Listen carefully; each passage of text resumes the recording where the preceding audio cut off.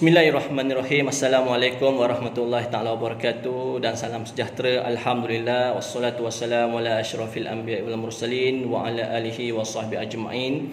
Rabbi israh li sadri wa yassir li amri wa hlul 'uqdatam min lisani yafqahu qawli wa la haula wa la quwwata illa billahil aliyyil azim.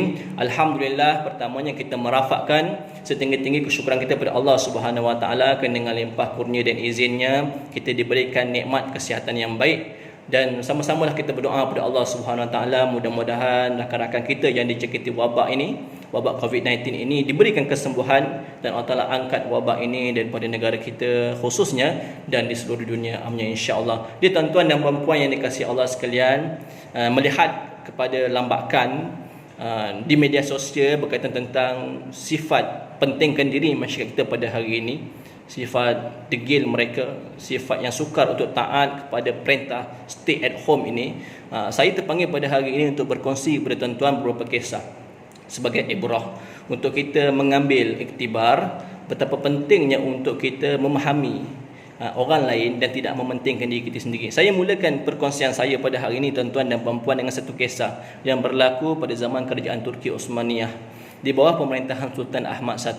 Dalam pemerintahan beliau ni tuan-tuan dan puan-puan berlaku sedikit kemerosotan lah dalam pemerintahan ini. Barangkali berlaku kekalahan, berlaku masalah-masalah tertentu dalam negara ini. Maka Sultan Ahmad I dia hantar surat kepada salah seorang daripada syekh besar iaitu bernama Imam Sa'duddin bin Hasan Han At-Tabrizi yang wafat pada tahun 1008 Hijrah ini.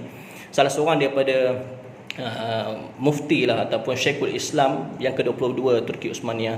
Jadi Sultan ni tulis juga pada dia, minta pandangan lah pada mufti tadi. Apakah yang punca berlakunya, pada pandangan kau lah berlakunya kemerosotan dalam pemerintahan aku pada hari ini. Jadi Syekh ni dia cuma tulis 3 perkataannya, dia bukan urusan saya. Dia kepilkan surat tadi, maka dia hantar balik kepada Sultan tadi. Bila sampai ke istana, Sultan ni murka lah. Aku ni bicara soal perkara yang besar. Tiba-tiba Syekh cuma jawab 3 perkataan yang bukan urusan saya. Maka dia murka, dia panggil Syekh ni datang ke istana. Ketika mana Syekh tu sampai ke istana, tuan-tuan dan puan-puan sekalian, berlakulah dialog antara Sultan dengan Syekh tadi. Wahai Syekh, kau ni aku bicara soal besar, tiba-tiba ini yang kau jawab. Maka apa jawab Syekh tadi? Wahai Sultan, kau tahu tak, kemerosotan dalam kerajaan kita pada hari ini disebabkan oleh sifat pentingkan diri masyarakat kita yang bila mana melihat sesuatu masalah, mereka mengatakan bahawa bukan urusan saya. Jadi tuan-tuan faham tak cerita ni tuan-tuan? Nak menceritakan bahawa nilai tidak pentingkan diri ini sangat penting dalam memastikan kehebatan sesebuah kerajaan atau masyarakat itu sendiri. So saya nak kaitkan COVID-19 ni tuan-tuan dan puan-puan kasihan sekalian. Bila mana melihat frontliner kita yang berusaha bersungguh-sungguh mengorbankan jiwa dan raga mereka, mengorbankan masa, tenaga dan sebagainya, semata-mata untuk memastikan COVID-19 ini berjaya diatasi. Tiba-tiba ada di kalangan kita yang masih sukar untuk faham untuk stay at home. Bila mana keluar tentang peruntukan-peruntukan duit dan sebagainya, mudah pula kau nak faham. Tapi bila minta faham tentang stay at home, berminggu-minggu pun tak faham lagi. Jadi ini yang saya nak khabarkan kepada tuan-tuan dan puan-puan kasihan sekalian. Sepatutnya sifat empati dan simpati terhadap frontline ini perlu ada dalam jiwa kita.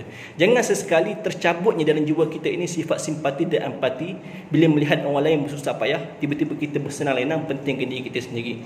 Sebab tu tuan-tuan dan puan-puan, saya nak bawa kepada tuan-tuan serta kisah bagaimana generasi terdahulu mereka ni bukan saja simpati dan empati terhadap saudara mereka sendiri.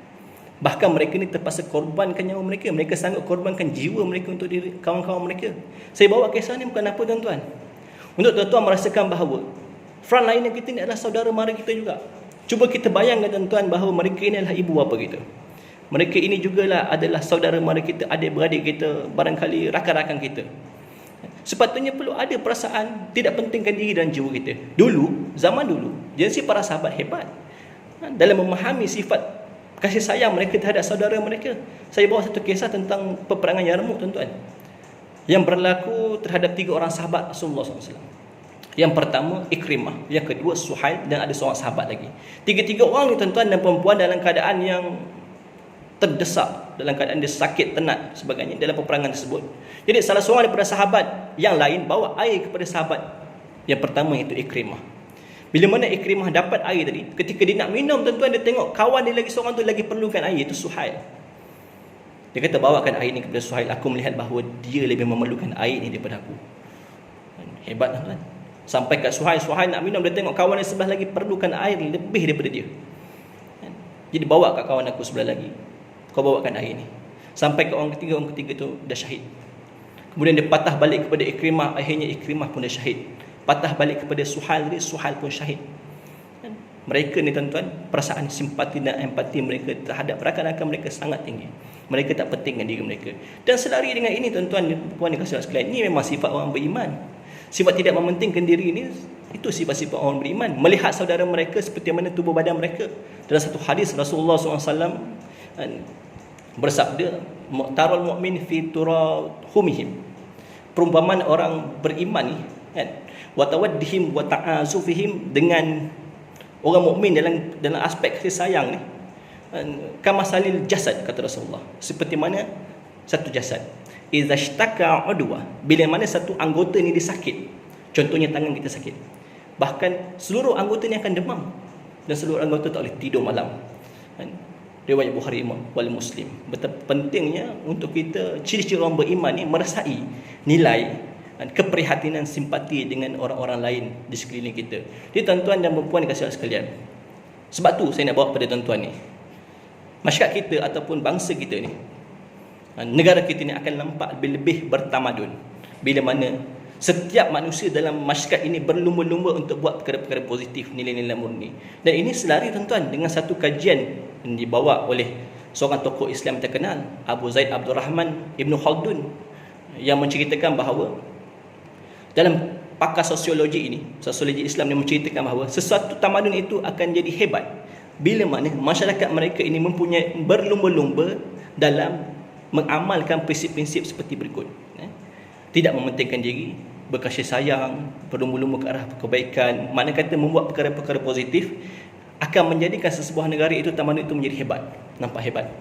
Dan sebaliknya juga berlaku bila mana orang selalu pentingkan diri, tidak mempunyai sikap-sikap positif dalam diri mereka sendiri, akan menyebabkan kemunduran dan kehancuran sesuatu masyarakat. Jadi tuan-tuan dan puan-puan dikasihi Allah sekalian, perlu dalam jiwa kita pada hari ini melihat frontliner kita ini berjuang bersungguh-sungguh, kita fahami, kita selami jiwa mereka. Kalau mereka ni sanggup mengorbankan, bagi saya mereka ni mengorbankan nyawa mereka, mempertaruhkan nyawa mereka untuk kita. Sepatutnya kita mampu untuk mengorbankan sedikit kesusahan kita untuk stay at home, kecuali atas urusan-urusan penting lah untuk kita keluar rumah ni. Bukan saya saja yang nak keluar berjoging dan sebagainya.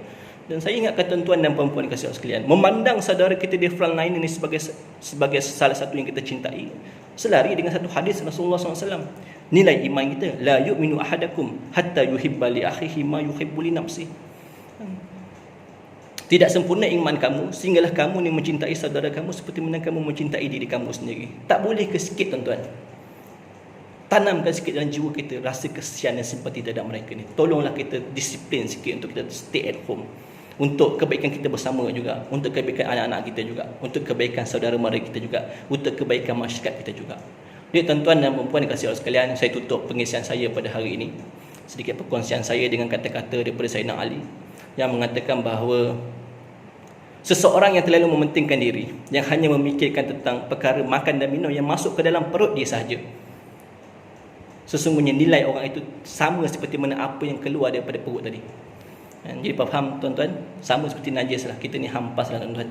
Kalau perkara mudah untuk kita taat kepada arahan stay at home, tidak boleh rasa simpati dengan rakan-rakan kita yang berjuang di frontliner ni, maka kita ni sama lah seperti hampas yang keluar daripada perut kita ni tuan-tuan.